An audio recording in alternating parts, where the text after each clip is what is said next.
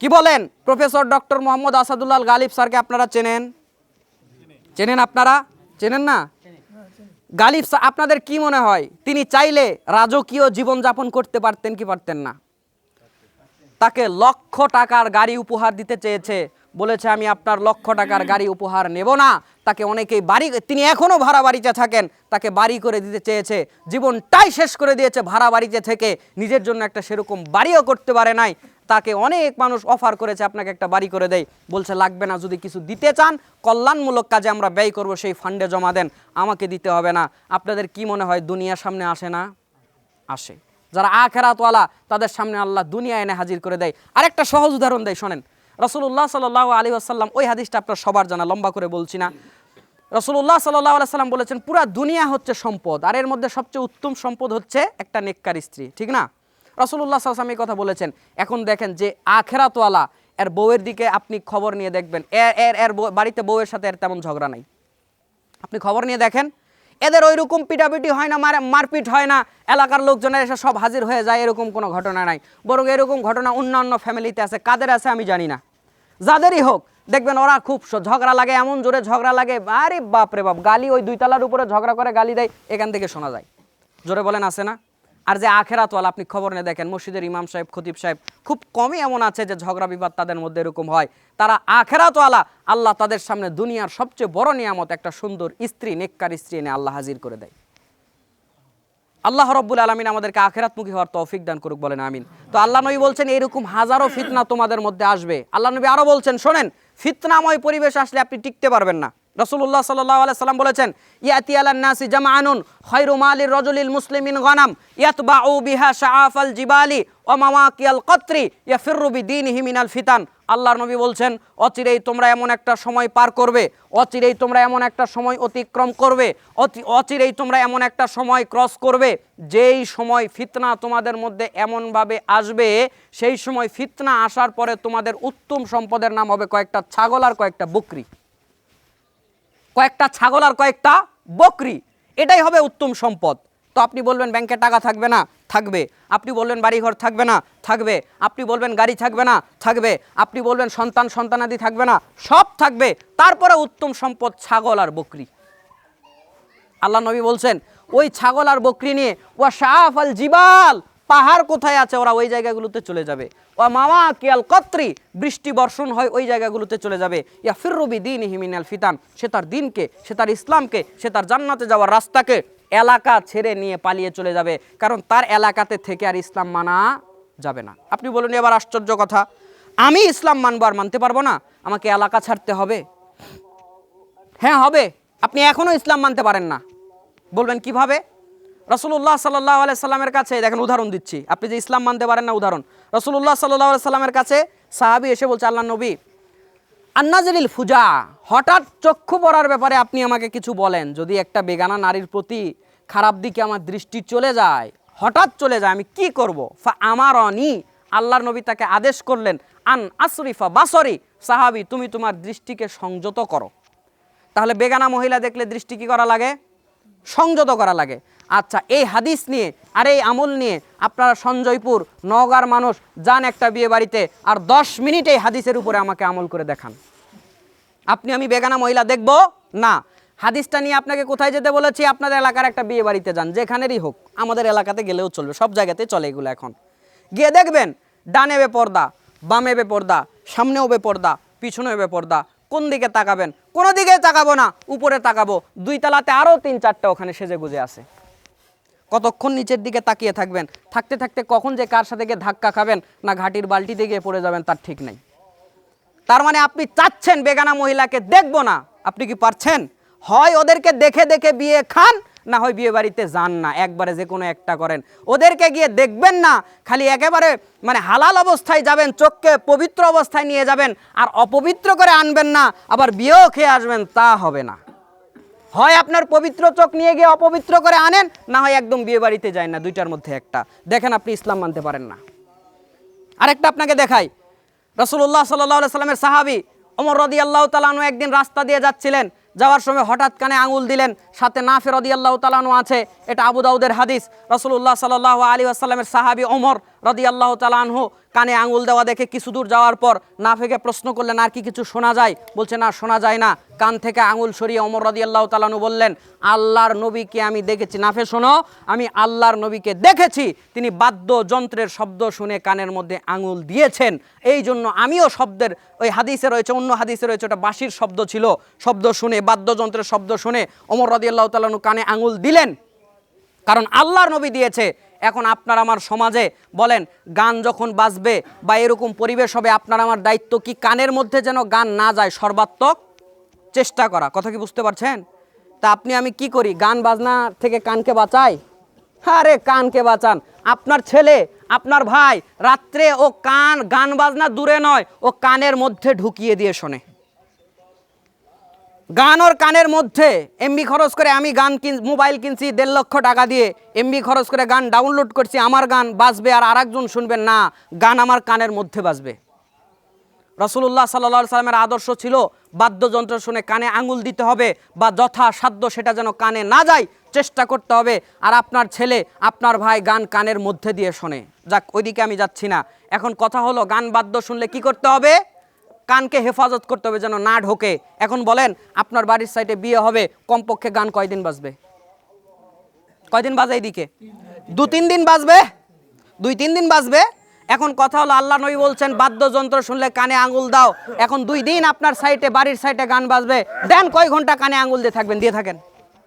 সেদিন কি ঘুমাবেন না? কানে আঙুল দিয়ে ঘুমানো যায়। সেদিন কি গোসল করবেন না? কানে আঙুল দিয়ে গোসল করা যায়। সেদিন কি লেখাপড়া করবেন না? কানে আঙুল দিয়ে লেখাপড়া করা যায়। সেদিন কি আপনি হচ্ছে গিয়ে গরু ছাগলকে খাবার দিবেন না? কানে আঙুল দিয়ে খাবার দেওয়া যায়। ওরা তো হিন্দুর চেয়েও তো খারাপ। আরে হিন্দুরাও হরিবাসর হলে নামাজের সময় শব্দ বন্ধ করে, কম করে দেয়। আর এরা নিকৃষ্ট, এরা আবু জাহেলের এমন উত্তরসূরি হয়েছে। কিসের নামাজ, কিসের কি? গান বাজাচ্ছে সকাল রাত দিন, মানুষের ঘুমেরও সময় নাই, নামাজেরও সময় নাই। ওরা তো বেনামাজি, নামাজিদেরও কোনো কেয়ার করে না। আপনি আমাকে ঈদগাহে আর কোনোদিন না ডাইকেন, আমার কোনো আপত্তি নাই। আমি আজকে এসেছি, আমি কিছু হক কথা বলে যাব। আপনার পোষালে আমাকে দাওয়াত দিবেন, আনবেন, আমার আসার কোনো দরকার নাই। আল্লাহর দুনিয়া অনেক বড়, কোথাও না কোথাও ব্যবস্থা করে দিবে কে? জোরে বলেন কে? আপনি আমার আর দাওয়াত দিয়েন না। আরো একটা কথা বলি, রাসূলুল্লাহ সাল্লাল্লাহু আলাইহি সাল্লাম এভাবে হারাম করার পরও আপনার বাড়িতে যখন বাজে, আর কোনো একটা লোক গিয়ে বলে, হাজী সাহেব, মুরব্বী, গান না বাজালে হয় না, মুসলিমের বিয়ে, একটু গান না বাজালে হয় না। মুরব্বী বলছে, আমার ছেলে কি প্রত্যেক দিন বিয়ে করবে? সারা বছর বিয়ে করবে? একদিন বিয়ে করবে, এই শব্দই তোমাদের সহ্য হয় না। দেওয়ার বাড়ির দিকে আরেকটা মাইক ঘুরাই দে। জোরে বলেন ঠিক কিনা? সে আপনার উপরে বিরক্ত হবে, সে আপনাকে ন্যূনতম ভদ্রতাবোধ দেখাবে না, যে না ও তো ঠিকই বলছে, আমরাই তো ভুল করছি। ও আপনাকে ন্যূনতম ভদ্রতা দেখাবে না, বরং সে আপনাকে উগ্রতা দেখাবে। ফিতনা আপনাকে ঘিরে ফেলবে, আপনি ইসলাম মানতে চাইবেন, ইসলাম মানতে পারবেন না। চলেন কথার সামনে আরো দেখাবো ফিতনা কিভাবে গ্রাস করেছে আপনাকে। অচল হয়ে গেছেন আপনি, আমি অচল হয়ে গেছি। এ হাদিস নেন, মিশকাতুল মাসাবি 5360 নাম্বার হাদিস। আর রাসূলুল্লাহ সাল্লাল্লাহু আলাইহি সাল্লাম বলেছেন, এমন একটা জামানা আসবে, ইন্নামান নাসু কাল ইবলি মিয়াতি, এমন একটা জামানা আসবে, মানুষ হবে 100 উটের মতো, লা তাকাদু তাজিদু ফিহি রাহিলা, কিন্তু চড়ার মতো একটাও না।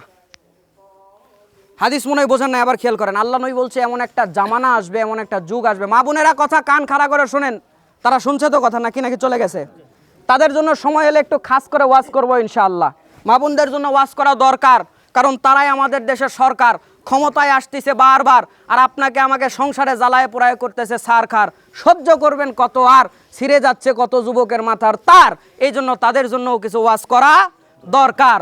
তাদের জন্য আমি ওয়াজ করব, একটু ধৈর্য ধারণ করে বসেন, আস্তে আস্তে বলি, ধীরে ধীরে শোনেন। রাসূলুল্লাহ সাল্লাল্লাহু আলাইহি সাল্লাম বলছেন, এমন একটা জামানা আসবে, এমন একটা সময় আসবে, সেই সময়ের মানুষগুলো হবে 100 উটের মতো, কিন্তু চড়ার মতো একটাও না। আপনি হাদিস বোঝেন নাই, আপনাকে আমি বুঝাই। আল্লাহর নবী বলছে, ওই সময়ের লোকগুলো হবে 100 উটের মতো। মানে আপনাকে ধরেন আমি 100টা উট দিলাম, 100টা উট দিয়ে বললাম, এই 100টা উটের একটার পিঠে চড়ে সঞ্জয়পুর বাজার আছে তো, কোন দিকে আছে? এদিকে। আমি বললাম যে এখান থেকে একটা উট, 100টা উট দিলাম আপনাকে, আপনি একটা উটের পিঠের উপরে চড়ে সঞ্জয়পুর বাজারে যাবেন। তবে একটা উটের ঠ্যাং খোরা, আর একটা উটের চোখ কানা, আর একটা উটের মাথা খারাপ, আর একটা উট এমন বুড়া 2 ধাপ দেয় আবার সে বসে যায়। এইরকম আপনাকে 100টা উট দিয়েছি, সবগুলোই কোনো না কোনো দোষে আক্রান্ত, সবগুলোই কোনো না কোনো দোষে দোষী। এবার বলেন, এই যে 100টা উট আপনাকে দিয়েছি, চড়ার মতো কয়টা দিয়েছি? আপনাকে আরো সহজ করে বুঝাই, 100টা মোটর সাইকেল আপনাকে দিলাম, এখানে দিয়ে বললাম সঞ্জয়পুর বাজার থেকে 1 কেজি গরুর মাংস নিয়ে আসেন, আপনাকে 100টা মোটর সাইকেল দিলাম। তবে একটা মোটর সাইকেলের পিছনের চাকা নাই, তো আরেকটা মোটর সাইকেলের সামনের চাকা নাই, আরেকটা মোটর সাইকেলের গিয়ার নাই, আরেকটা মোটর সাইকেলের ব্রেক নাই, আরেকটা মোটর সাইকেলের সিট নাই। এরকম 100টাই কোনো না কোনো দোষে আক্রান্ত, কোনো না কোনো দোষে দোষী। এবার বলেন, চড়ার মতো মোটর সাইকেল আপনাকে কয়টা দিছি? একটাও না। এবার আসেন বাস্তবতায়, আল্লাহর নবী বলছেন ওই সময়ের মানুষগুলো দেখতে অনেক হবে, কিন্তু সব ঠসঠসে, ভিতরে কিচ্ছু নাই। একটা ছেলে আর একটা মেয়ে যখন বিয়ে করতে যায়, এই চরম বাস্তবতা আমরা দেখতে পারি। একটা ছেলে দিনদার মেয়েকে বিয়ে করবে, একটা দিনদার ছেলে দিনদার মেয়েকে বিয়ে করবে না? দিনদার মেয়েকে বিয়ে না করলে আল্লাহ নবী বলছেন তারিবাত ইয়াদাক, ওর হাত, এক হাদিসে রয়েছে ওর নাক ধুলায় দূষরিত হবে, আর এক হাদিসে রয়েছে তার হাত ধুলায় দূষরিত হবে, মানে সে অপমানিত হবে, কষ্ট পাবে। দিনদারিটাকে প্রাধান্য দিবেন। কথা ওইদিকে নিচ্ছি না। রাসূলুল্লাহ সাল্লাল্লাহু আলাইহি সাল্লাম দিনদার মেয়েকে প্রাধান্য দিতে বললেন, তো যার মধ্যে দিন আছে দিনদার মেয়ে বিয়ে করবে না? এখন বিয়ে করার জন্য মেয়ে দেখতে গেছে, একটা মেয়ের সম্বন্ধ এসেছে, সব ভালো, তবে মেয়ে মাঝে মধ্যে 2-3 দিনের জন্য গায়েব হয়ে যায়। তাবলিগে যায় না 3 দিনের জন্য, 4 দিনের জন্য, 3 দিনের জন্য আর কি, 3 দিন কি জানি তাদের হিসাব আছে, যাই হোক যায়, কিন্তু তারা আবার ফেরত আসে বাড়িতে। এই মেয়ে কি জানি মেহনত করে 3-4 দিন গায়েব থাকে, তবে আবার বাসায় ফেরত আসে। বলেন, এই কথা এই ছেলে যদি শোনে, ওরে আর বিয়ে করবে? করবে না। আরেকটা মেয়ের ঘটনা এসেছে, আরেকটা মেয়ের কথা এসেছে, ওকে দেখতে গেছে, তবে শুনছে মাঝে মধ্যে কার কার রিক্সাতে জানি ওঠে, কার কার সঙ্গে বসে জানো একসাথে ইফতার পার্টিতে অ্যাড হয়। কথা বললেন না, অ্যাড হয় না? হয় না? ছেলেদের সঙ্গে বসে বসে ইফতার করছে নেকাব পরে, এরা মনে হয় কনফার্ম জান্নাতি। ওরা অনেক সময় ফেসবুকে লেখে আর কি, যে এরা কনফার্ম জান্নাতি। রাসূলুল্লাহ সাল্লাল্লাহু আলাইহি সাল্লাম বললেন কি, যাই হোক, এই ছেলে দেখছে, তবে এই মেয়ের সব ভালো, পর্দা পুশিদা সব করে, সব ভালো, কিন্তু পুরুষদের সঙ্গে ওঠা বসা আছে। বলেন, এই দিনদার ছেলে কি ওরে বিয়ে করবে? এরকম দেখতে দেখতে 10-20টা দেখা হয়ে যায়, কিন্তু দিনদার একটাও পাওয়া যায় না। মেয়ে তো আছে অনেক, এবার বলেন না বিয়ে করার মতো কয়টা আছে? একটাও নাই। তো আল্লাহ নবী তাই বলছে, তোমরা এমন অচল হয়ে যাবে, এমন নষ্ট হয়ে যাবে, দেখতে অনেক কিন্তু কাজের একটাও না। ইমানের দিক থেকে, আমলের দিক থেকে, দিনদারিতার দিক থেকে, ইসলামের দিক থেকে তোমাদের অবস্থা একবারে জিরো হয়ে যাবে। তোমরা হবে পানিতে ভেসে আসা খড়কুটা। হ্যাঁ, আল্লাহ নবী এভাবেই বলেছেন। আবু দাউদ 4297 নম্বর হাদিস আল্লাহ নবী সাল্লাল্লাহু আলাইহি ওয়াসাল্লাম বলেছেন, অচিরেই তোমাদেরকে ইহুদি খ্রিস্টানরা, মানুষ ভাত খাওয়ার জন্য, খাবার খাওয়ার জন্য এসে যেরকম প্লেটের চারদিক দিয়ে বসে, ঠিক তেমনি তোমাদেরকে ইহুদি খ্রিস্টানরা এসে চারিদিক থেকে আক্রমণ করবে। রাসূলুল্লাহ সাল্লাল্লাহু আলাইহি ওয়াসাল্লামকে সাহাবী বলল, আল্লাহর নবী, তখন কি আমাদের সংখ্যা কম হয়ে যাবে? আল্লাহ নবী বলছেন না, গুসাউন না, আল্লাহ নবী বলছে কাসীরুন। রাসূলুল্লাহ সাল্লাল্লাহু আলাইহি ওয়াসাল্লাম বলছে তোমাদের সংখ্যা হবে অনেক অনেক অনেক, কিন্তু গুসাউন কা গুসাইস সাইলি, তোমরা হবে বন্যার পানিতে ভেসে আসা খড়কুটার মতো, আবর্জনার মতো, যার কোনো ঠিকানা নাই। সে কোথায় থেকে এসেছে, কোথায় যাবে, কোথায় আছে, যার কোনো ঠিকানা নাই। আল্লাহর নবী বলছেন ওই মানুষরা সেই জামানাতে হবে এরকম খড়কুটার মতো। খেয়াল করে দেখুন, ফিলিস্তিন থেকে বের করে দেয়, কিছুই করতে পারে না। খেয়াল করে দেখুন, আরাকান থেকে বের করে দেয়, কিছুই করতে পারে না। খেয়াল করে দেখুন, বিভিন্ন দেশে কোণঠাসা করে রেখেছে, কিছু করতে পারে না। আল্লাহ নবী বলছে তাই হবে, তোমরা হবে পানিতে ভেসে আসা খড়কুটা। ওর যেরকম কোনো ঠিকানা থাকে না, ওর যেরকম কোনো প্রতিবাদ থাকে না, তোমাদের অবস্থাও হবে তাই। জোরে বলেন না আউযুবিল্লাহ। এরকম অসংখ্য অগণিত ফিতনা আসবে, হুজুরদের পক্ষ থেকেও ফিতনা আসবে। জুব্বাওয়ালা, টুপিওয়ালা, এরাও যে শেষ জামানার ভালো হবে তা না। যদি যার তার পিছনে ছোটেন, ধ্বংস হয়ে যাবেন। রাসূলুল্লাহ সাল্লাল্লাহু আলাইহি সাল্লাম বলেছেন, এই হাদিসটা আপনি নেন মিশকাতুল মাসাবি প্রথম খণ্ডের 153-54 নম্বর হাদিস। রাসূলুল্লাহ সাল্লাল্লাহু আলাইহি ওয়াসাল্লাম বলেছেন, আল্লাহ নবী বলেছেন যে ইয়াকুনু ফি আখিরি জামানি দাজ্জালুনা কাযযাবুন ইয়াতুনাকুম মিনাল আহাদিসি বিমা লাম তাসমাউ আনতুম ওয়ালা আবাউকুম ফাইয়াকুম ওয়া ইয়াহুম লা ইউদিল্লুনাকুম ওয়া লা ইফতিনুনাকুম। আল্লাহর নবী বলছেন, অচিরেই তোমাদের মধ্যে এমন কতক হুজুর আসবে, অচিরেই তোমাদের মধ্যে এমন কিছু বক্তা আসবে, যারা তোমাদের সামনে এমন কোনো কথা বলবে, এমন কথাগুলো বলবে, আনতুম তোমরা কোনোদিন এই কথাগুলো শোনো নাই, ওয়া আবাউকুম, তোমাদের বাপদাদারাও কোনোদিন এই কথা শোনে নাই। আল্লাহ নবী সাল্লাল্লাহু আলাইহি ওয়াসাল্লাম বলেছেন, ফা ইয়্যাকুম ওয়া ইয়্যাহুম, তাদের কাছ থেকে তোমরা দূরে থাকো, তাদেরকে তোমাদের কাছ থেকে দূরে রাখো। লা ইউদিল্লুনাকুম ওয়া লা ইয়াফতিনুনাকুম, তারা যেন তোমাদের কোনো ক্ষতি করতে না পারে, তারা যেন তোমাদেরকে জাহান্নামে নিয়ে যেতে না পারে। হুজুর এখন গান গায়, বলে গাউসে পাকের নাম জপিলে আল্লাহ পাওয়া যায় না। এরকম হুজুর আপনাদের দিকে নাই? তরিকার লোক নাই? বলে একটা হাত না ধরলে জান্নাতে যাওয়া যায় না। আজকে নয়, কোনোদিন সময় হলে এদেরকে অন্যদিন সাইজ করব। এদের দলিল অপারেশন করে কাটা ছিঁড়া করে আমার রেডি আছে। রাসূলুল্লাহ সাল্লাল্লাহু আলাইহি ওয়াসাল্লামের ধর্মকে এরা যতটা নিকৃষ্ট বানিয়েছে, নষ্ট করেছে, এদের মতো আর কেউ করে নাই। কবরে মাজারে সিজদা দেয়, তাও নাকি ওদের ধর্ম, তাও নাকি ওটা ওদের জান্নাতে যাওয়ার রাস্তা। আল্লাহর নবী এদের ব্যাপারে সাবধান করেছে। খোলেন এই হাদিসটা, আপনি পাবেন ইবনু মাজাহ 3953-54 নম্বর হাদিস খুলবেন, ইবনু মাজাহ।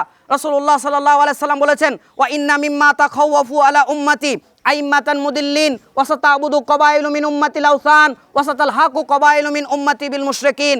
আল্লাহর নবী বলেছেন, অচিরেই এমন কিছু মানুষ তোমাদের মধ্যে আসবে যাদেরকে দেখে আমার বড় ভয় হয়, যাদেরকে দেখে আমার বড় ত্রাস হয়। তারা হচ্ছে, এক নাম্বার হচ্ছে আইম্মাতান মুদিল্লিন, তারা হবে তোমাদের সম্প্রদায়ের ভ্রান্ত নেতা। যে কোনো পর্যায়ের নেতা, ইমাম সেও নেতা, ইমাম মানেই তো নেতা, হুজুর মানেও এক প্রকার নেতা। আমি এখানে এখন লিড দিচ্ছি, আমিও এখানকার এখন লিডার। আপনি যতই সম্মানিত হন, আপনি এমপি হন, মন্ত্রী হন, আপনি ওসি হন, ডিসি হন, আপনি অধ্যাপক হন, কিন্তু এই মুহূর্তে আমি আপনাকে লিড দিচ্ছি, আমি আপনার লিডার, আমি এখানকার দায়িত্বশীল। তো আল্লাহ নবী বলেছেন ওই সময়ের সবগুলো হবে এরকম আগাছা। ওরা বলবে, দেখছেন, বলে গাউসে বাগের নাম জপিলে আল্লাহ পাওয়া যায়। বলছে একটা হাতে হাত না দিলে জান্নাতে যাওয়ার কোনো উপায় নাই। এও নাকি হুজুর, এও নাকি মাদ্রাসায় পড়ছে, এও নাকি দাওরা পাস, এও নাকি টাইটেল পাস, এও নাকি বুখারি পড়ে, এও নাকি মুসলিম পড়ে। তো আমরা কি বুখারি মুসলিম পড়লাম, কোরআন পড়লাম, ও কি পড়লো? আল্লাহ নবী বলেছেন এরা তোমাদেরকে ধ্বংস করে নিয়ে জাহান্নামে নিয়ে যাবে, মিথ্যা কথা তোমাদেরকে বলবে। দলিল নেন, রাসূলুল্লাহ সাল্লাল্লাহু আলাইহি সাল্লাম বলেছেন, এটা ইবনু মাজাহ প্রথম খণ্ডের ভূমিকা পর্বের 31, 32, 33, 34 থেকে 38 পর্যন্ত হাদিস পড়বেন। ইমাম ইবনু মাজাহ এখানে 8টা হাদিস নিয়ে এসেছেন, তার মধ্যে আমি 2টা অনুবাদ করছি, শুনুন। আল্লাহর নবী সাল্লাল্লাহু আলাইহি ওয়াসাল্লাম বলেছেন, লা তাকযিবু আলাইয়া ফাইনাল কাযিবা আলাইয়া উলিজুন নার। দুনিয়ার মানুষ তোমরা আমার নামে মিথ্যা কথা বলো না, যে আমার নামে মিথ্যা কথা বলবে তার থাকার জায়গা জাহান্নাম। তার মানে আল্লাহর নবীর নামে মিথ্যা কথা বলার লোক সমাজে বের হবে, যদি না হতো আল্লাহ নবী কথা বলতো না। এই শব্দ অনেক হাদিস রয়েছে, মান কাযাবা আলাইয়া মুতাআম্মিদান ফালিয়াতাবাওয়া মাকাদাহু মিনান নার। আরেক হাদিসে রয়েছে লা তাকযিবু আলাইয়া ফাইনাল কাযিবা আলাইয়া ইউলিদুন নার। এই শব্দ অনেক হাদিস রয়েছে। তাহলে এতক্ষণ কথা থেকে আমি বুঝালাম মুসলিমদের মধ্যে বিভিন্ন দিক থেকে ফিতনা আসবে না, আসবে না। ইসলামিক গানের নামে আপনাকে ফিতনায় ফেলছে, হজ উমরা করতে গিয়ে আপনি ফিতনায় পড়ছেন। কি মুসলমানদের অবস্থা, উমরা হজ করতে যায় বাংলাদেশ থেকে সিগারেট নিয়ে যায় না। আমার কথা মনে হয় বিশ্বাস করলেন না। গত সেপ্টেম্বর মাসে আমি উমরাতে গিয়েছিলাম, দেখেন মুসলিমদের অবস্থা। গত সেপ্টেম্বর মাসে আমি উমরাতে গিয়েছিলাম, শেষের দিকে গিয়েছিলাম, অক্টোবরের শুরুতে এসেছিলাম। তো আমরা যাওয়ার পরেই আমরা তো এহরাম বিমানে হয়ে যাই, মিকাত বিমানে পেয়ে যাই আমরা। তো এহরাম অবস্থায় সবাই আছি, আমরা ভিতরে গেলাম, হোটেলে উঠলাম, ওঠার পরে মনে হয় সন্ধ্যা মাগরিব বা এশা এরকম হয়ে গেল। তো আমাদের মুআল্লিম বলছে আমরা সবাই ক্ষুধার্ত, একটু খাই, খেয়ে যার অজু ছুটে গেছে বা প্রয়োজন আছে অজুটা করে আমরা চলেন উমরা করতে, আপনাদেরকে নিয়ে যাব। কিন্তু আশ্চর্য আমি হলাম, খাওয়া দাওয়ার পর যারা বিড়ি আর সিগারেট খায়, বলেন ওদের একটু আরে খাওয়া দাওয়ার পর একটু টান দেওয়ার দরকার আছে না নাই? ফরজে কেফায়া বলবেন না কি বলবেন, ফরজে আইন বলবেন না কি বলবেন, যেটাই বলেন লাগে আর কি তাদের। তো এখন ভাত খাওয়ার পর হঠাৎ করে সিগারেটের গন্ধ চারিদিক থেকে, আমি আশ্চর্য হয়ে গেলাম। এখানে আমরা সবাই উমরা করতে এসে, নারী পুরুষ যাই হোক, সবার ব্যাপারে আমাদের একটা ক্লিয়ার ধারণা, ভালো ধারণা। এখানে সিগারেটের গন্ধ কোথা থেকে আসবে? এ তো বাংলাদেশ না যে একটা বাচ্চাকে দিয়ে বলেছে দোকান থেকে কিনে এনে দিয়েছে, তো সৌদি আরব।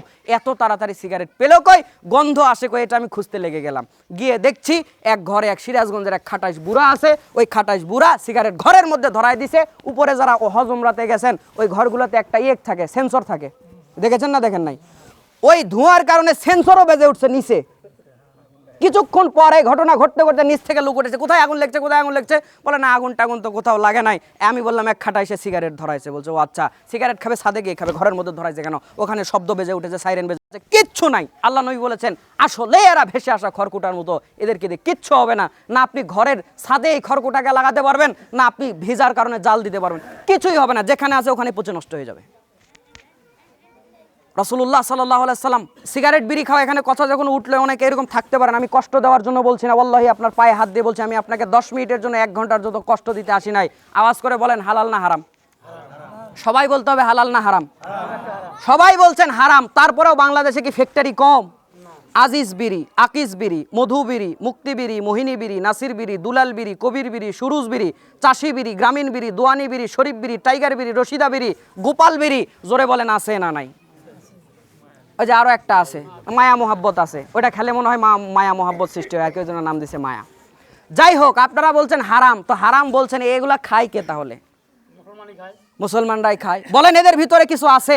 কিচ্ছু নাই, কোনো অনুভূতি নাই। কিসের কি? সিগারেট খাচ্ছি, বিড়ি খাচ্ছি, মদ খাচ্ছি, গান বাজনা বাজাচ্ছি, কিসের কি? সুদ খাচ্ছি, ঘুষ খাচ্ছি, কি হয়েছে? আরে আপনার সামনে লাশ থাকে, জানাজা করতে যান, সামনে আপনার লাশ আছে, এর চাইতে বড় ওয়াজ আমার কাছে আর কিছু মনে হয় না। এর চেয়ে বাস্তব আর এর চেয়ে বড় ওয়াজ আমার কাছে আর কিছু মনে হয় না। আপনার সামনে লাশ আছে, এখান থেকে আপনি এসেছেন সুদের গল্প করতে করতে, যাচ্ছেন সুদের গল্প করতে করতে, সিগারেট ধরিয়ে এসেছেন, আবার সিগারেট ধরিয়ে যাচ্ছেন, আপনার সামনে একটা মৃত মানুষ আছে, লাশ আছে, এর চেয়ে বড় ওয়াজ আমার কাছে মনে হয় দুনিয়াতে আর কিছু নাই। এইটা দিয়ে যদি আপনার পরিবর্তন না হয়, আমার 10 মিনিট 5 মিনিটের ওয়াজ দিয়ে আপনার কিচ্ছু পরিবর্তন হবে না। আল্লাহ রাব্বুল আলামিন আমাদেরকে ফিতনা মুক্ত হওয়ার তৌফিক দান করুক, বলেন আমিন। আচ্ছা, এতক্ষণ ওয়াজ শোনালাম, আপনার কি মনে হলো আমরা ফিতনার মধ্যে আছি না নাই?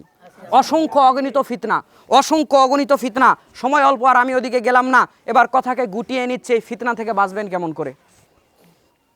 ফিতনা হচ্ছে ভাইরাস, ফিতনা হচ্ছে জীবাণু, ফিতনা হচ্ছে রোগ, আর রোগের প্রতিষেধক, ভাইরাসের প্রতিষেধক, ভাইরাসের অ্যান্টিভাইরাসের নাম হচ্ছে কোরআনের জ্ঞান, হাদিসের জ্ঞান।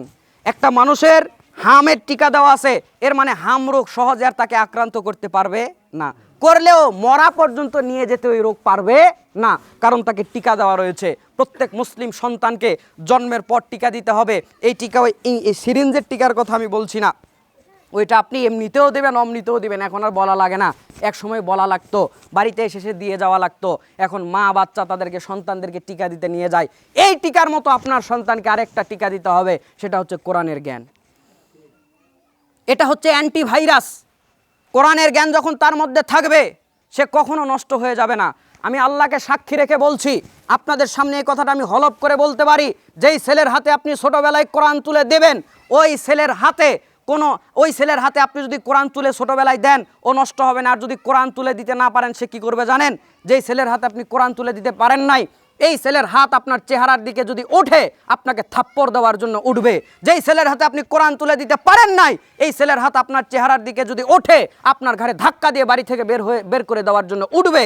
এই ছেলের হাতে যদি আপনি ছোটোবেলায় কোরআন তুলে না দেন, এই ছেলের হাত উঠবে বন্দুক ধরার জন্য, পিস্তল ধরার জন্য উঠবে। যেই ছেলের হাতে আপনি কোরআন তুলে দিতে পারেন নাই, এই ছেলের হাতে উঠবে তো মদের বোতল উঠবেই, আপনি কিছু দিয়ে ঠেকাতে পারবেন না। আমি তো কয়েকটা বললাম, শুধু এগুলো নয়, এগুলোর বাইরেও অনেক বিপর্যয়তা রয়েছে, বিশৃঙ্খলা রয়েছে। কোনো না কোনো একটা দেশে আক্রান্ত হবেই, কারণ টিকা যদি না থাকে, ভ্যাকসিন যদি না থাকে, বেগুন লাগিয়ে রেখেছেন, ঔষধ দেন না, পোকা যে ধরবে এতে কোনো সন্দেহ নাই, ধরবেই। আর আমি আপনাকে আবারও হলফ করে বলছি, যেই ছেলের হাতে কোরআন তুলে দিয়েছেন, যেই মেয়ের হাতে কোরআন তুলে দিয়েছেন ছোটবেলায়, ওই ছেলের আর ওই মেয়ের হাত যদি আপনার চেহারার দিকে ওঠে, আপনাকে আপেল খাওয়ানোর জন্য উঠবে। ওই ছেলের হাত যদি আপনার চেহারার দিকে ওঠে, আপনাকে কমলা খাওয়ানোর জন্য উঠবে। ওই ছেলের হাত যদি আপনার চেহারার দিকে ওঠে, আপনাকে বৃদ্ধ বয়সে অসুস্থতার জন্য ক্যাপসুল খাওয়ানোর জন্য উঠবে। ওই ছেলের হাত আপনার চেহারার দিকে যদি ওঠে, আপনার মাথায় তার দয়া ভালোবাসার হাত বুলিয়ে দেওয়ার জন্য উঠবে। যেই ছেলের হাতে কোরআন তুলে দিয়েছেন, ওই ছেলের হাতে আমি আল্লাহর কসম করে বলছি, কখনো মদের বোতল উঠবে না। যেই ছেলের হাতে আপনি কোরআন তুলে দিয়েছেন, ওই ছেলে রাস্তার পতিতা অযথা একটা মেয়েকে, নোংরা একটা মেয়েকে, আবর্জনা মার্কা একটা মেয়েকে হাত ধরে এনে বাড়িতে এনে বলবে না, আব্বা আপনার বাড়ির বউ নিয়ে এসেছি। যেই ছেলের হাতে কোরআন তুলে দিয়েছেন, সে কোনোদিন এমন বলবে না।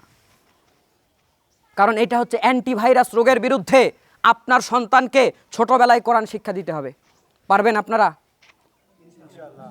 আচ্ছা, এখানে আমি একটা জরিপ করি, আপনারা কষ্ট পাবেন না, আপনারা তো এলাকার মানুষ, বাইরের কোনো লোক আছে? আমি আর একজন ছাড়া কেউ নাই, শরম পাওয়ার কিছু নাই। যাদের বয়স 20-এর মধ্যে, 15 থেকে 20-এর মধ্যে, 22-25 এইরকম বয়সের কে কে আছেন একটু হাত তুলবেন সবাই। এই যে এদের বয়সও তো আছে, হাত তোলো, সমস্যা নাই, এনে তো সব চাচা, সব এলাকার লোকজনের। আচ্ছা তোমরাও হাত তোলো। এখন হাত নামাতে বলি। কোরআন কে কে পারেন তারা আবার একটু হাত তুলবেন। কোরআন পড়তে পারে কে কে? এবার দেখেছেন?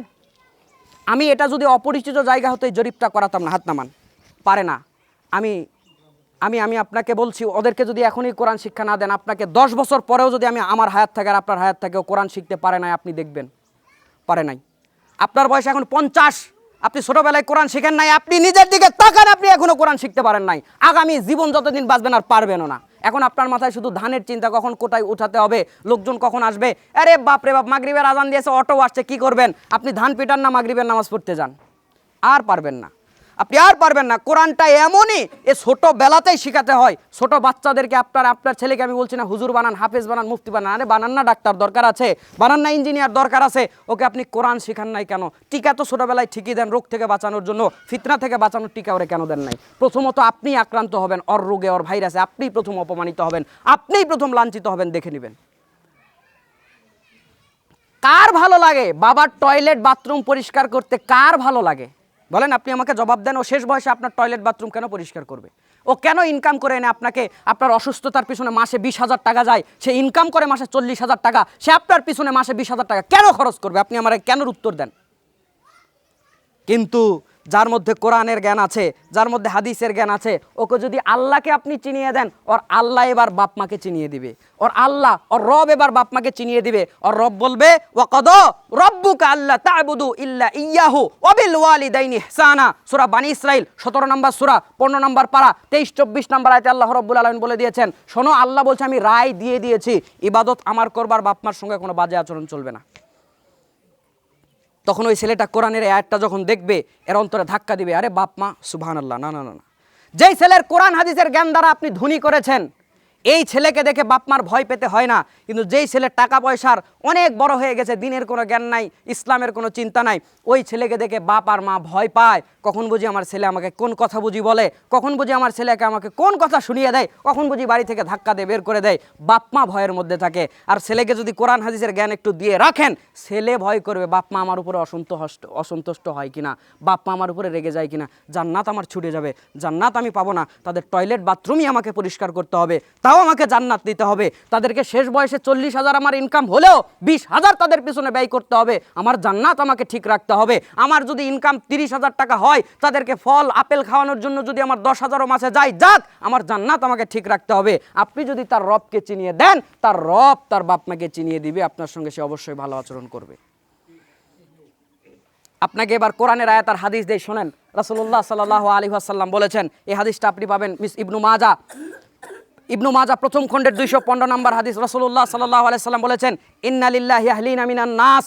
আল্লাহ নবী বলেছেন, দুনিয়ার মধ্যে এমন কতক মানুষ আছে, এরা আল্লাহর বড় প্রিয়, এরা আল্লাহর বড় আপনজন, এরা আল্লাহর বড় প্রিয়, এরা আল্লাহর বড় আপনজন। আমি এভাবে কেন বললাম? যারা আরবি বোঝেন, আমার তো এলেম কালাম অত বেশি নাই, তারপরেও বলছি, আল্লাহ নবী বলছেন আহলিনা মিনান নাস, আপনজন, এত আপন আপনার কাছে আপনার বাপ মা যেরকম আপন। আহাল শব্দ হাদিসে এসেছে, মানে আল্লাহ নবী বলছে, তোমাদের পরিবারের বাপ যেরকম সন্তানের কাছে আপন, সন্তান যেরকম বাপের কাছে আপন, মা যেরকম সন্তানের কাছে আপন, সন্তান যেরকম মায়ের কাছে আপন, আল্লাহর কাছেও দুনিয়ার কতক বান্দা আছে এমনই আপন।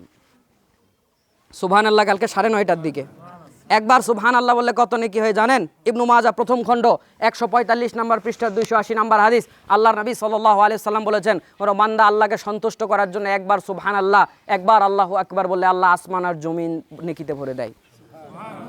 জান্নাতে যেতে কয় নেকি লাগে জানেন? 1 নেকি লাগে।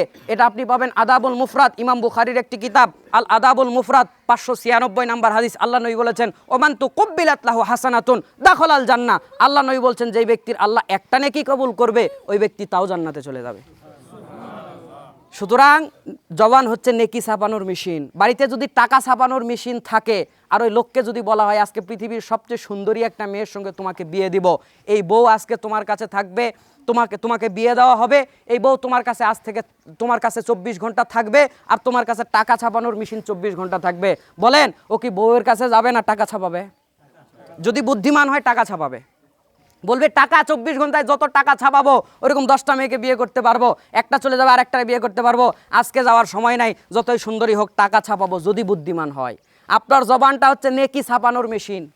একবার সুবহানাল্লাহ বলছেন নেকিতে আসমান জমিন ভরে যাচ্ছে, একবার আল্লাহু আকবার বলছেন নেকিতে আসমান জমিন ভরে যাচ্ছে। অথচ আপনি বোকা মূর্খ।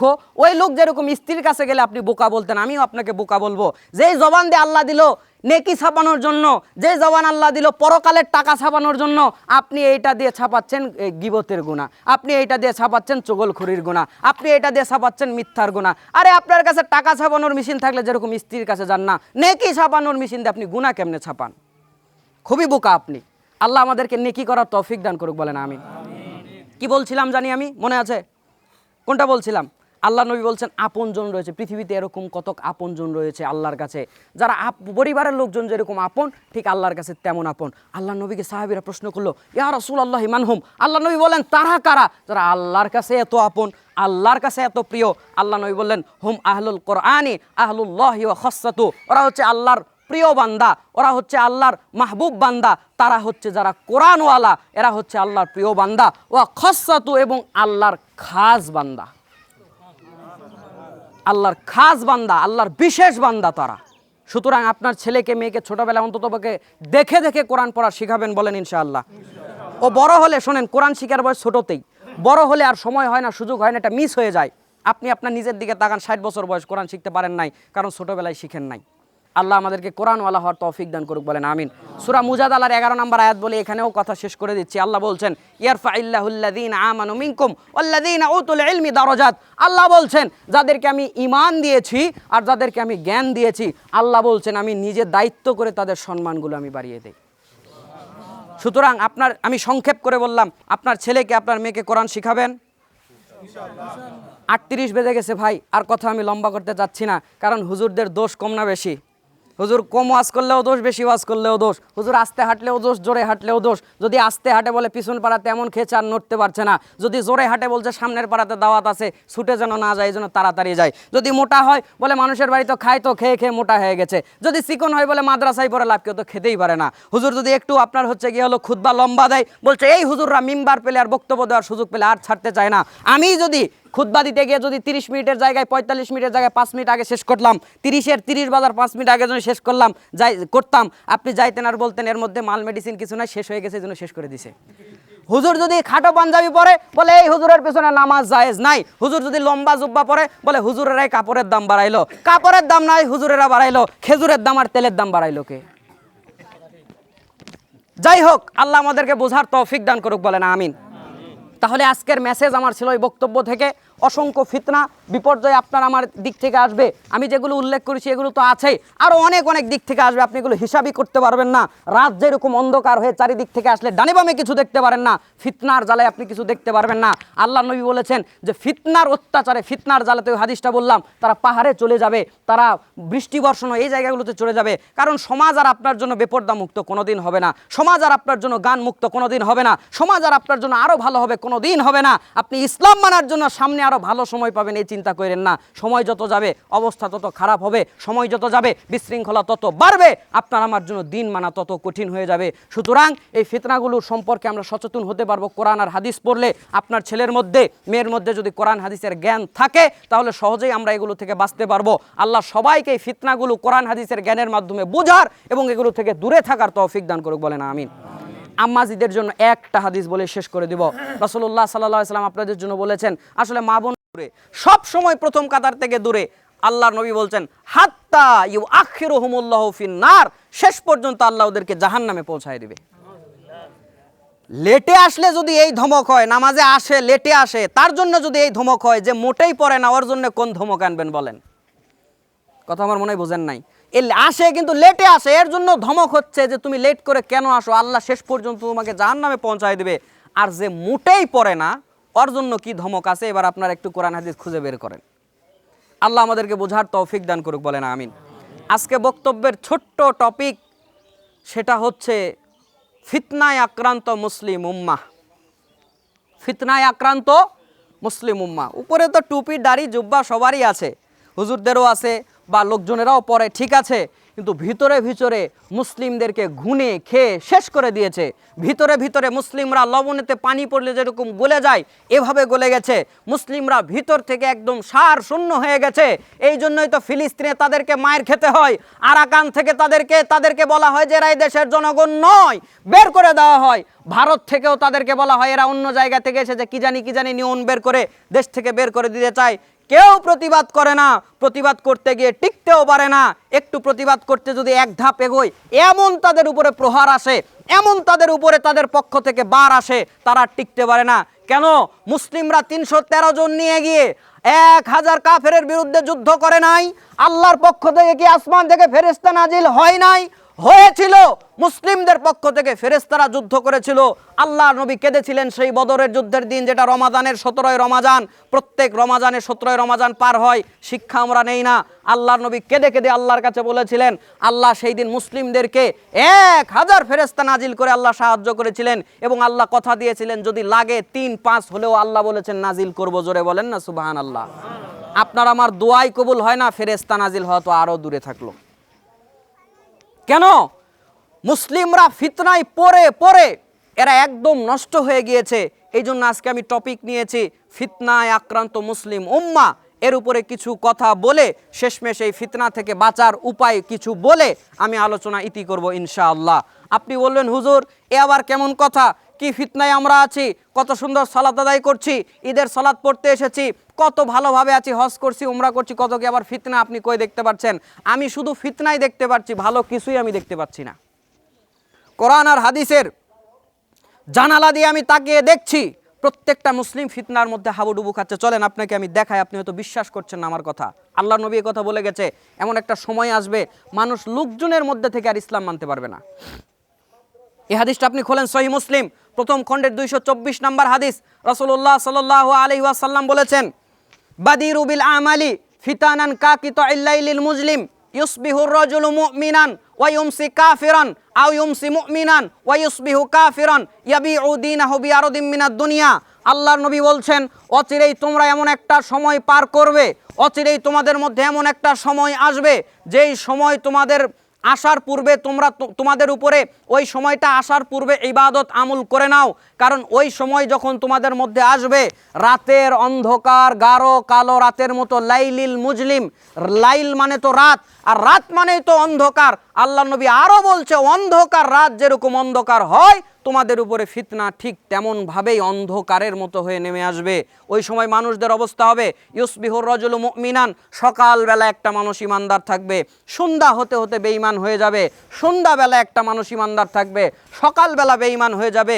আল্লাহ নবী বলছেন, ইয়াবিউ দীনাহু বিআরদিম মিনাদ দুনিয়া, সে তার দ্বীনকে, সে তার ইসলামকে, সে তার আখিরাতকে দুনিয়ার সামনে বিক্রি করে দিবে। একটা মানুষ, বর্তমান বাংলাদেশে এরকম বহু ঘটনা আছে, 500 টাকায় বিচার উল্টে যায়, 1000 টাকায় বিচার উল্টে যায়। কি বলবেন? একি আল্লাহর গোলাম না টাকার গোলাম? বাংলাদেশে নয়, পৃথিবী সহ বিভিন্ন দেশে রাস্তাঘাট তৈরি হয়, একজন ইঞ্জিনিয়ারের সই লাগে। যদি রাস্তা এত ভালো করেই তৈরি হতো, রাস্তা করে যায়, পরের দিনই রাস্তার পিঠের ছাল উঠে যায়, কি বলে আমাদের জয়পুরহাটের ভাষায় বলে পিঠের চাম উঠে যায়, রাস্তা এরকম হয়ে যায়। ইঞ্জিনিয়ার কি সই দিল আর তারা কি কাজ করলো, টাকা ঠিকই তুলে নিয়ে যায়, রাস্তা টিকে না। বলেন এরা কি আল্লাহর গোলাম না টাকার গোলাম? টাকার গোলাম হবে না তো কি করবে? প্রত্যেক দিন এসে বলে, ভাই 5 লাখ টাকা দিচ্ছি, দেন না একটা সই। আবার একদিন এসে বলছে, ভাই 10 লাখ টাকা দিচ্ছি, দেন না একটা সই। আর একদিন তাও শুনতেছে না, বলছে ভাই 15 লাখ দিব, দেন। আপনিও বাঁচেন আমিও বাঁচি। শেষমেশ এখন বাসায় এসে ভেবে দেখছে, কিরে আমার প্রতিবেশী এত বড় বাড়ি করছে, প্রত্যেক দিন আমার কাছে 15 লাখ 10 লাখ টাকার অফার আসে, আমি কি করব? আল্লাহর নবী বলেছেন, এই মানুষগুলো ফিতনায় আক্রান্ত হয়ে দুনিয়ার সামনে সে তার দ্বীন ইসলামকে বিক্রি করে দিবে। কয়দিন আপনি নিজেকে সহ্য করবেন? কয়দিন নিজে ধৈর্য ধরবেন? প্রত্যেক দিন 10 লাখ 15 লাখ 5 লাখের এরকম সই মনে হয় বাংলাদেশে নাই? কয়দিন ধৈর্য ধরবেন? আল্লাহ নবী বলছে, এই মানুষগুলো এত ফিতনা তাদের সামনে আসবে, ওরা আর সহ্য করতে পারবে না, টিকতে পারবে না, ওই দুনিয়ার সামনে সে তার দ্বীনকে বিক্রি করে দিবে। শোনেন, দুনিয়ার পাগল হয়ে না, আল্লাহ আপনার বিরুদ্ধে চক্রান্ত করবে। চক্রান্ত বলবো না, আল্লাহ আপনার বিরুদ্ধে পরিকল্পনা করবে। আল্লাহ আপনার বিরুদ্ধে পরিকল্পনা করবে। যারা শুধু দুনিয়ার পাগল, নির্ভেজাল ভাবে দুনিয়া করে, এদের বিরুদ্ধে আল্লাহ পরিকল্পনা করবে। বলবেন হুজুর দলিল কোথায়? খোলেন ইবনু মাজাহ 3 নম্বর খণ্ড কিতাবুজ জুহুদ হাদিস নাম্বার 4105। রাসূলুল্লাহ সাল্লাল্লাহু আলাইহি ওয়াসাল্লাম বলেছেন, মান কানাতিদ দুনিয়া হাম্মাহু, যেই মানুষ শুধু দুনিয়া ভাবে, যেই মানুষের চিন্তা ভাবনার মধ্যে শুধু দুনিয়া আছে, আল্লাহ নবী বলেছেন ফাররাকাল্লাহু আলাইহি আমরাহু, আল্লাহ ওর কাজগুলোকে অগোছালো করে দেয়। ওয়াজআলা ফাকরাহু বাইনা আইনাইহি, আল্লাহ দায়িত্ব করে ওর চোখের সামনে অভাবকে ঝুলিয়ে রাখে। আর সে দুনিয়ার জন্য এত কিছু করেও ইল্লামা কুতিবা লাহু, আল্লাহ ওর তাকদিরে যা রেখেছে এর বেশি আর সে কিছু পায় না। যদি আপনি শুধু দুনিয়ার পাগল হন, আল্লাহ আপনার বিরুদ্ধে 3টা পরিকল্পনা করবে। এক, আল্লাহ রব্বুল আলামিন আপনার কাজগুলোকে এলোমেলো করে দিবে, হজবরল করে দিবে। যেই মানুষগুলো কাজ গোছাতে পারে না, এক কাজ করতে আরেকটা কাজ এসে হাজির হয়ে যায়, খবর নিয়ে দেখেন আসরের নামাজ পড়ার জন্য তার 10 মিনিট সময় নাই। যেই মানুষটার চোখের সামনে অভাব ঝুলে আছে, এই অভাব শুধু গরিবের সামনে ঝুলে থাকবে তা না, কোটিপতির সামনেও আল্লাহ এই অভাব ঝুলাবে। আল্লাহকে যদি তারা সময় না দেয়, শুধু দুনিয়ার পাগল হয়। কিভাবে? একটা লোক 50,000 70,000 টাকা বেতনের চাকরি করে, ইনকাম করে, আল্লাহকে সময় দেয় না। আসরের নামাজ পড়ার জন্য তার 10 মিনিট নাই, মাগরিবের নামাজ পড়ার জন্য তার 7-8 মিনিট 10 মিনিট সময় নাই। এই লোক মাসে মানে সময় ব্যয় করে করে 70-80 1 লাখ ইনকাম করে, কিন্তু মাস শেষ হলেও 20,000 টাকা ঋণ। বলবেন কিভাবে? আল্লাহ ওরে এমন একটা ছেলে দিছে, ও গাঁজা ছাড়া কিছু বোঝেই না, মদ ছাড়া কিছু খাই না, ফেন্সিডেল ছাড়া কিছু দেখেই না, আর মোটর সাইকেল একটা কিনছে 4 লক্ষ টাকার, যেটা লিটারে 30 কিলোমিটারের বেশি যায় না। দুপচাচিয়া প্রত্যেক দিন যাইতে আর আইতে, এই রাস্তার দূরত্ব, তেল খরচ, এদিক সেদিক যাবে, জয়পুরহাট যাবে, এখানে যাবে, ওখানে যাবে, আর প্রত্যেক দিন তেল খরচ আছে 1,500 টাকা, আর প্রত্যেক দিন নেশা খরচ আছে 3,000 টাকা, আর দিনে যায় 5,000 টাকা। তো বাপ যতই 1 লাখ টাকা ইনকাম করুক, ছেলে যদি দিনে 5,000 খরচ করে, কিছু আছে? 5-3 150 হয়ে যায়, 1.5 লাখ ওইদিকে হয়ে যায়, ইনকাম ওর 1 লাখ। আল্লাহ বলছে তুই আসরের নামাজ পড়ার জন্য সময় দাও, আল্লাহ বলছে আমাকে সময় দেওয়ার সময় নাই না, মাগরিবের 10 মিনিট দেওয়ার জন্য সময় নাই না, শুধু ইনকাম করার জন্য সময় আছে। তুই ইনকাম করে কিচ্ছু করতে পারবি না, বরং তোর চোখের সামনে আমি পরিকল্পনা করে, এটা আল্লাহর পরিকল্পনা, পরিকল্পনা করে তোর চোখের সামনে আমি অভাবকে ঝুলিয়ে রাখবো। 3 নম্বরে বললেন ইল্লামা কুতিবা লাহু, ও অনেক কিছু করবে, দৌড়াদৌড়ি করবে, কিন্তু ওর তাকদিরে যা আছে এর বেশি সে পাবে না। ওয়ামান কানাতিল আখিরাতু নিয়াতাহু, যেই মানুষের চিন্তা ভাবনার মধ্যে আখিরাত থাকে, ক্ষেত খামার করে চিন্তা ভাবনার মধ্যে আখিরাত, চাকরি করে চিন্তা ভাবনার মধ্যে আখিরাত, বিজনেস করে চিন্তা ভাবনার মধ্যে আখিরাত, ব্যবসা করেও জান্নাত পাওয়া যায়। জানেন আপনি, যদি ব্যবসা করে জান্নাত পাওয়া না যেত, আল্লাহ নবী বলতো না যারা সৎ ব্যবসায়ী তারা শহীদ সিদ্দিকদের সঙ্গে উঠবে, এই হাদিস আল্লাহ নবী তাহলে বলতো না। তাহলে যারা পুরা দুনিয়া করার মাধ্যমে আল্লাহ রাব্বুল আলামিনকে সন্তুষ্ট করার চেষ্টা করবে, ডাক্তার সেও আল্লাহকে সন্তুষ্ট করতে পারে। সে যদি নিয়াত করে আমি ডাক্তার হয়েছি, মানুষের সেবা করব, আমি ভিজিটও নিব, আমাকেও চলতে হবে, কিন্তু মানুষদের সেবাও করব, মানুষকে খারাপ ওষুধ লিখবো না, ঘুষ খেয়ে ভুল ওষুধ লিখবো না, কম কাজ করে এরকম ওষুধ লিখবো না, এ যদি এই নিয়ত করে ডাক্তার হয়ে আর চলে, এই ডাক্তারও জান্নাতে যাবে ইনশাআল্লাহ।